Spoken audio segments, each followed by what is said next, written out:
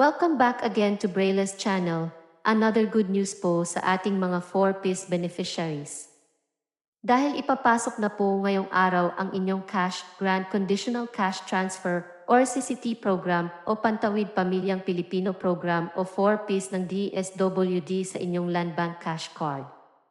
Ang tanong, sino-sino ba ang mga kasali dito? Yan po ang ating aalamin. But before po tayo mag-start, kung bago ka pa lang sa aking channel, please do kindly subscribe, like, and share sa mga latest updates at video tutorial na para po sa inyo. With no further ado, let's start na po sa ating topic. Just in.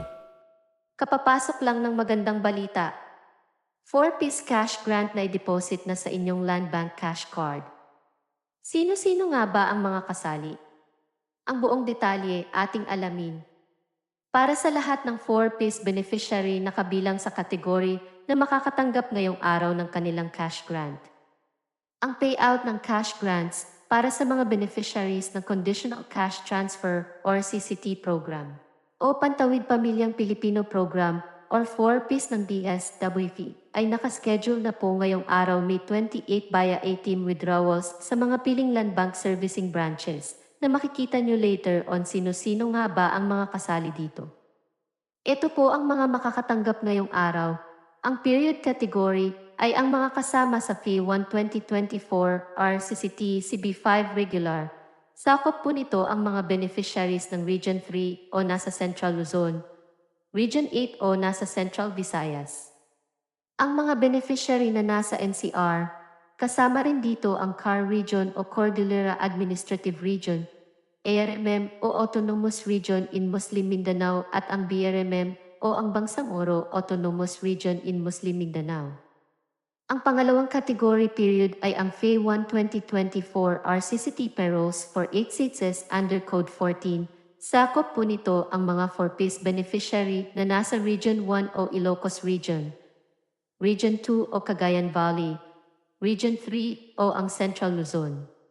Ang Region 4A o ang Calabarzon, ang Region 5 o ang Bicol, ang Region 6 o ang Western Visayas, ang Region 7 o ang Central Visayas, ang Region 8 o ang Eastern Visayas, ang Region 9 o ang Zamboanga Peninsula, ang Region 10 o ang Northern Mindanao, ang Region 11 o ang Davao Region, ang Region 12 o ang Soxargen, ang Caraga Region, RMM, o ang Autonomous Region in Muslim Mindanao, ang Cordillera Administrative Region at ang Mimaropa Region.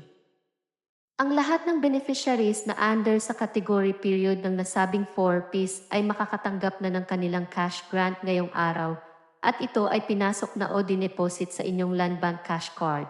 Sa mga may problema sa kanilang cash card ay pwede po kayo magpunta sa any participating land bank para kayo ay ma-assist.